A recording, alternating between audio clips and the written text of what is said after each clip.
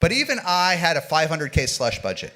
What you don't realize, I'll tell you how it works in big companies. Maybe you folks have worked in there. I was just a VP at Adobe for a little more than a year.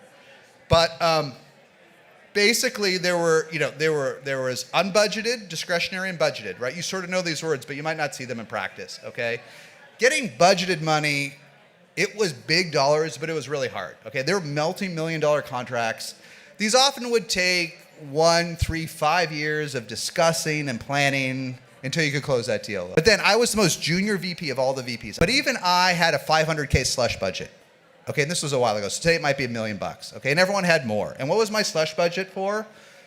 My top 3 needs that I just couldn't get elsewhere in the organization or elsewhere budgeted through the CFO, and I needed.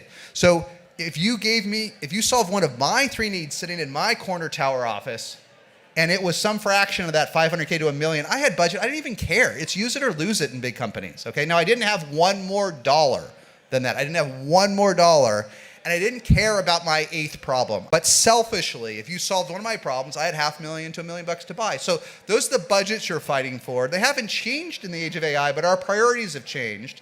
And you know, so many folks have their own problems in their own org, but they're also under pressure to bring innovation into the enterprise. But it was really, really hard for me to get $1 million piece of software, and it probably would have taken me years as the new VP. But I had $1 million in aggregate, almost $1 million to spend on whatever I needed to get the hundreds of folks that work for me just to solve their problems. But I could do that in a week or 2.